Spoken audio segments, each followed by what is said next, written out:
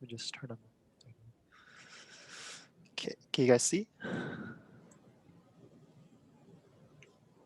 So We Are Whaling, or The Threat of Commercial Whaling on Marine Systems by William Dawson, Kyle Kohara, me, Justin Chung, and Rita Fryer. So Rita was, yeah, let's start first. Suggest you go to full screen. Full screen? Okay. Yeah. Is this better? Yeah, that's better. Okay. Okay, so whaling is defined as the hunting of whales to sell and trade their products. And the history of this starts as far back as 4,000 years ago. And it was initially considered fairly sustainable. It was small scale and it had cultural significance as an acceptable source of food, oil, and other goods. But we're focusing on commercial whaling, which is now one of the most controversial practices as it's unsustainable and by many considered very inhumane. The major turning point for this was the 17th century Industrial Revolution, which caused the demand for oil to hugely increase, which then drove up the market value of whale blubber. And the human actions that allowed us to meet these demands are pretty apparent in the two pictures here as well. On the left, we have at the beginning of the 19th century, a pretty slow moving sail-powered vessel. On the right is a current Japanese factory hunting ship. It often has helicopters to locate the whales. It runs on diesel. It has better harpoons to quickly kill whales. And the tail end has an open ramp that can process whales in under an hour. So at this point, whaling was no longer a sustainable industry. And on the next slide, you can see this graph shows killings in the mid 19th century increasing from hundreds of thousands to quickly the 300s of thousands. And in the 20th century alone, more than 2.9 million whales are killed. And to this day, this is the largest extraction of any animal biomass in human history. So many of the species that are shown in this graph are now at far less than half of their pre-exploitation levels. In 1925, the League of Nations finally recognized the whales were overexploited.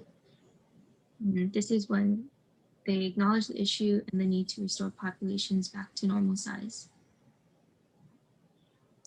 Okay, so now it's my turn.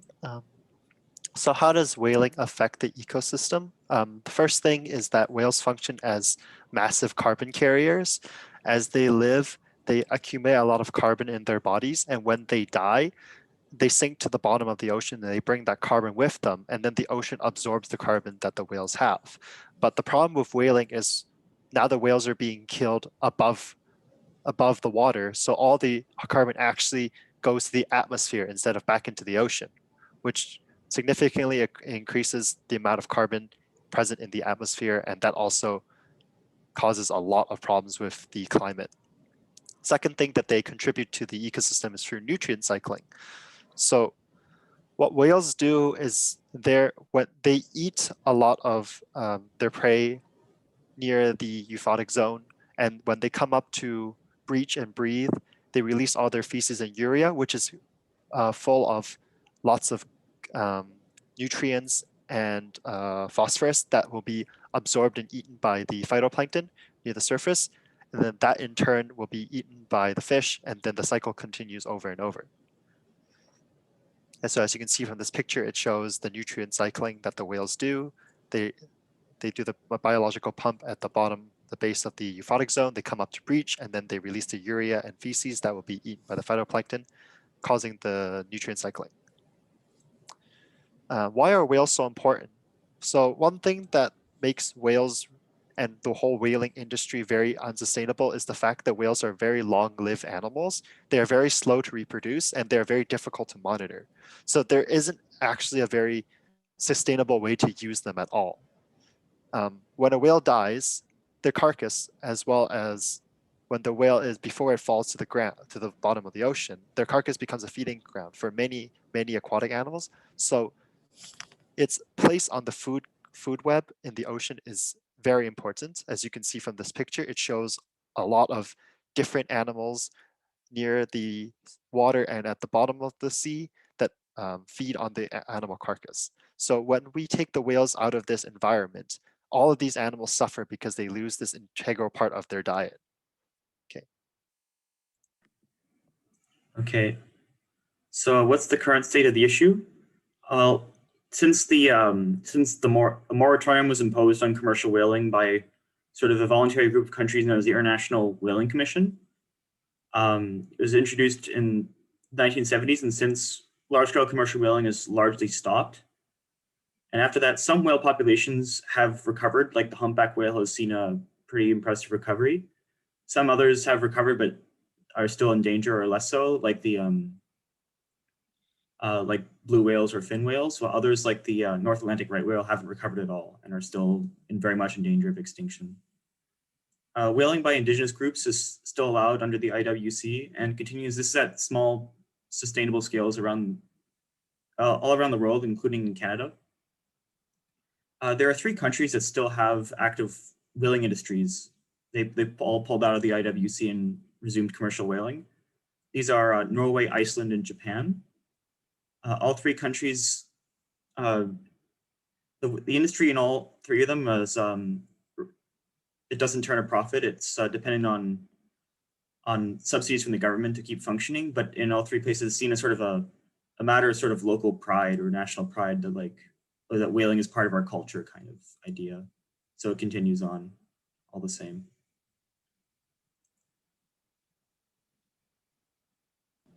Now, as far as local and global solutions for this issue are concerned, I will elaborate a little bit on what William already mentioned. So the International Whaling Commission, or shortly the IWC, which was formed in 1946 and has since taken many different measures in order to prevent overfishing of whales. The first would be the formation of sanctuaries. The IWC implemented the formation of 2 sanctuaries, which you can see on the map that is, well, in the presentation in front of you.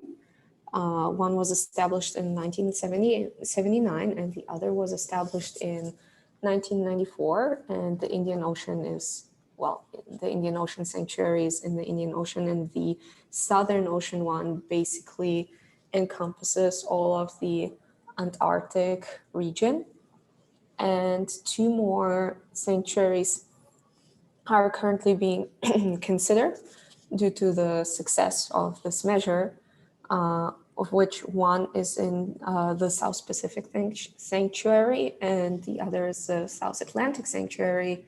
And they're also both visible on the map. They are the 2 sort of upper blocks. One is by Australia and the other is by South America.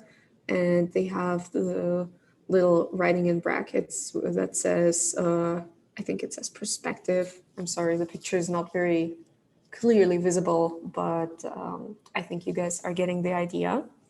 And since the 2 already existing sanctuaries have been implemented, there has been a lot of very positive evidence of increased whale sightings. For example, a humpback whale study from Cape Byron has shown that there was an 11% increase in the sightings of humpback whales, which is one of, well, many examples. And as for other measures that have been taken, there's also an international moratorium, as William already mentioned as well. And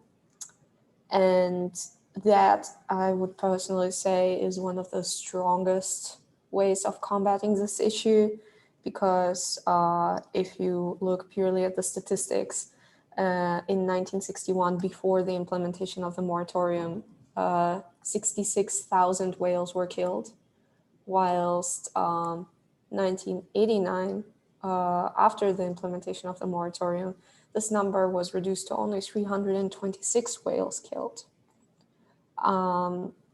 However, recently there has been a bit of a rising concern about the killing of whales due to the fact that Norway and Iceland both decided to opt out of the moratorium, and Japan is also in the process of possibly leaving the IWC and currently continues fishing for scientific reasons. However, the scientific reasons are a little bit dubious in the sense that the numbers are a little bit too high for the, like, in compared to other scientific whaling that has been conducted in the past. And the reason why this is happening is most likely due to the extensive history in these areas of whaling, because some of these places have, as Kyla said before, been whaling for as much as 4,000 years at this point. So that's why they continue. And the last thing is that whilst in some indigenous communities it is still permitted to hunt whales, there is very strict restrictions on things like the age of the whale that is being hunted, the species of the whale that is being hunted, the geographical locations where the whales are allowed to be hunted, and the methods used. For instance, in Canada, we have the Department for Fisheries and Oceans, the DFO, which is responsible and working actually in collaboration with our Indigenous communities in order to ensure that everything is happening correctly and the weapons that are being used to hunt whales are limited so that the only reason to hunt whales is just to preserve cultural rights and traditions. So the kind of weapon that can be used is only handheld. So for example, harpoons, rifles, and shoulder guns. And the type of boat must be an open skiff. So it's kind of like an open kayak type boat. And yeah, those are those three main measures. So in conclusion, the IWC is working globally and locally in order to preserve whale populations, but statistically speaking, whilst they are being successful, there's still need for constant adjustment and tweaking of the methods that are being used, and and vigilance to keep an eye on the issue. Thank you very much.